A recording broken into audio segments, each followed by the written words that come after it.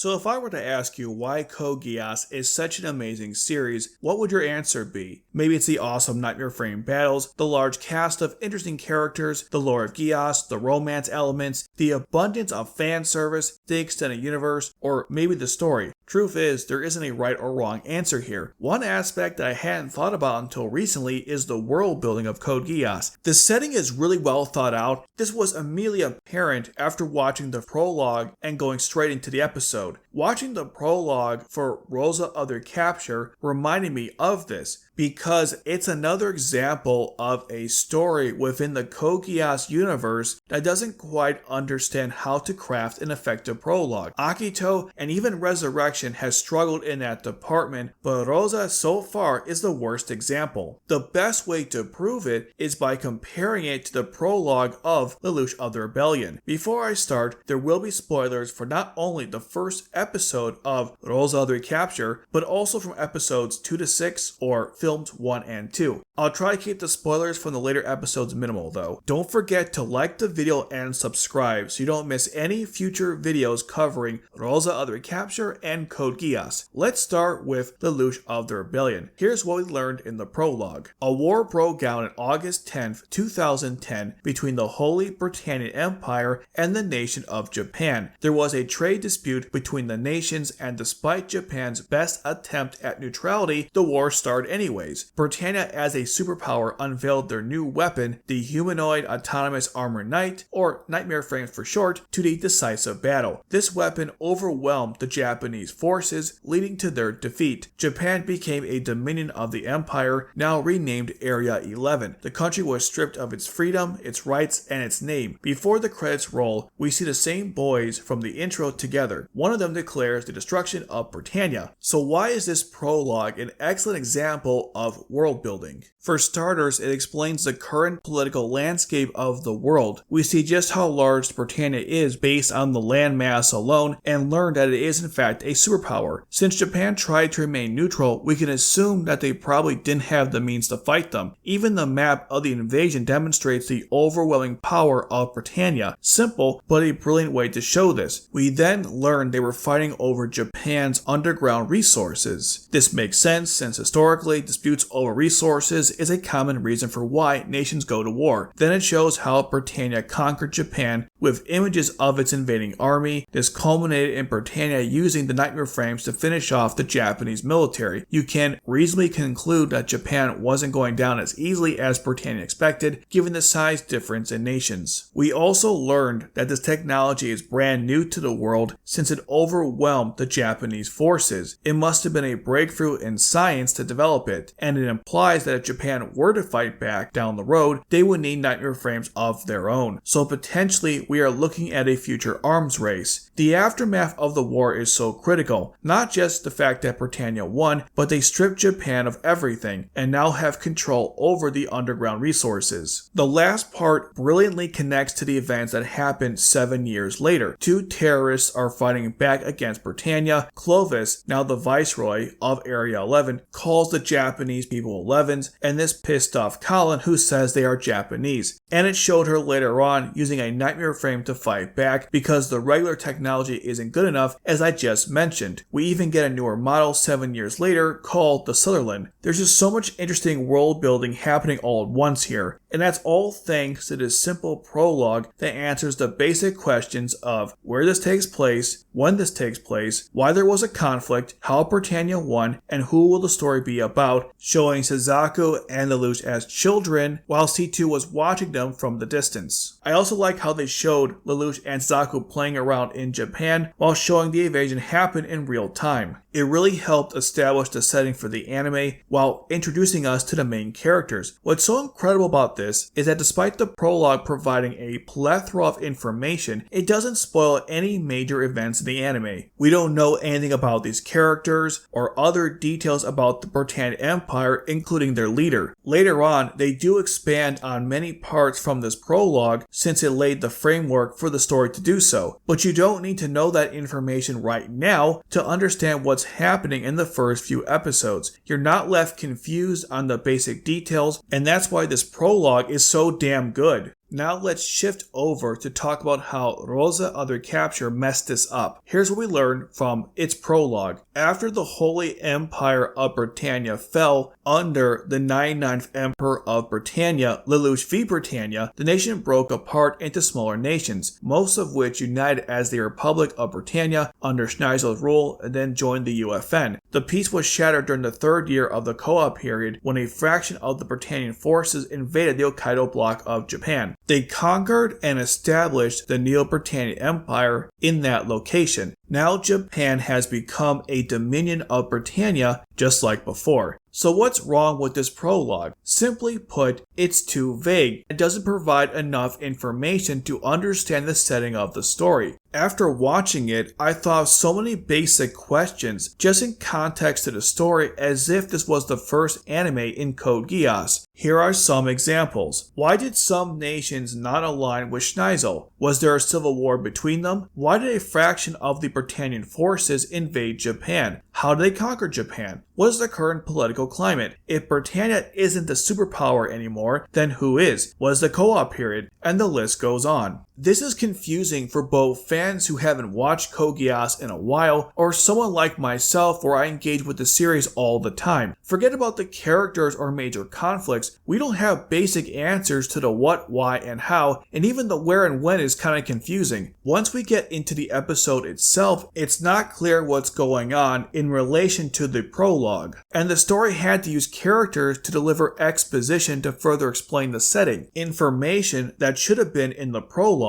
This included the Setump Wall that prevented the Black Knights from retaking the area twice. They even gave out pamphlets to people who attended the theaters to watch the films that further explained things. Of course, we don't get that on Hulu, and worse, it only further demonstrates the problem. The scope of this series is so vast that they can't cover everything with the anime, even basic stuff apparently. They didn't have to limit the series to 12 episodes and one season, just saying. I thought the opening depiction of Suzaku and Lelouch witnessing the invasion as children was much stronger and more effective than showing two random nightmare frames attacking Sakuya and Sakura. I know they weren't random, but for the sake of the prologue, when you don't know what's going on, it feels that way. The problem here is that this series is a sequel to Lelouch of the Resurrection and has to take into account the 3 recap films that chronologically take place before Resurrection, then Akito the Exiled and Oz the Reflection, which are also part of this timeline. This intro or prologue doesn't do any of those things and in some cases contradicts them. In Resurrection, Nelly mentioned the Principality of Britannia. I assume that's what happened to the remnants of the Empire when I first watched the film. We don't get any further information on that, and it seems like the Principality became the Republic of Britannia, or maybe it's an alias. I don't know. That would have been something to clarify. Another problem here is that the story doesn't explain how Neo-Britannia took over a part of Japan, despite the Black Knights being the superpower here. Even within the anime itself, there's no explanation on how a weaker military could accomplish this and hold the area for over 4 years. The Setump Wall is not a valid excuse, and I will discuss that later on in another video. Ironically, despite having no additional lore since Lelouch of the Rebellion was the first entry in the series, its prologue provided more information than this one. I get the impression that this could be the result of a larger problem with creating a sequel to Resurrection as opposed to not knowing how to make a good prologue. Now, some could argue that if they added more details to the prologue, that would make the length intolerable and perhaps spoil too many things. For the length argument, no, it wouldn't. In fact, let me prove this with my revised version of the prologue. The Holy Britannian Empire, which once ruled 1/3 of the world, fell under the rule of its tyrannical leader, Lelouch v. Britannia, the 99th Emperor. Following his death came a period of peace called the Koa period. Britannia then broke up into smaller factions. Most of these nations united under Schneisel, forming the Republic or Principality of Britannia and joined the UFN. The remaining factions faced discrimination from the other nations nations and united against them. Kowa Year 3, this fraction of the empire declared war on Japan, launching a sneak attack on the Hokkaido bloc. Thanks to help of inside collaborators, they swiftly took it over and established the Neo-Britannian Empire. Neo-Britannia used the Hokkaido bloc's defensive barrier, the Setup, to prevent the Black Knights from retaking the area. Once again, Japan was under Britannia's rule. Just so you know, my revised version of the prologue was 140 words compared to the one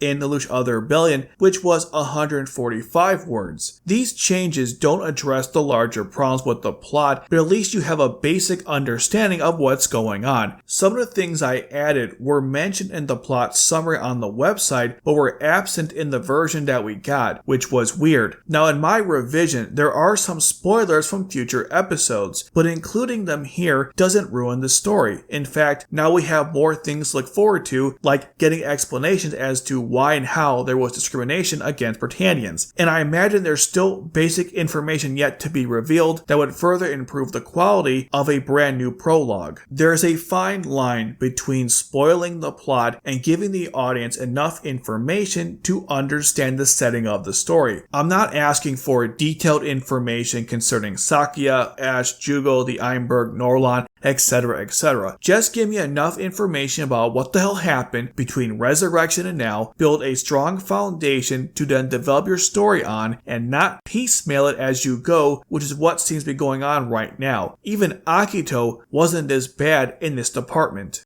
As a fan of this IP, who's been following basically everything that's come out in the last, well, I guess I'd say since the beginning, this prologue and many parts of the series feel like a betrayal, worse than the Black Knights. All they had to do was follow in Lelouch Other Rebellion's footsteps, but they fumbled big time here. Do these people really understand why the original anime worked, or pretend to continue to milk the series? Let me know in the comments section below. I barely scratched the surface in expressing why Code Geass Lelouch Other Rebellion was such a great series, and to find out more, check out my reviews for Season 1 R1 and Season 2 R2 right here.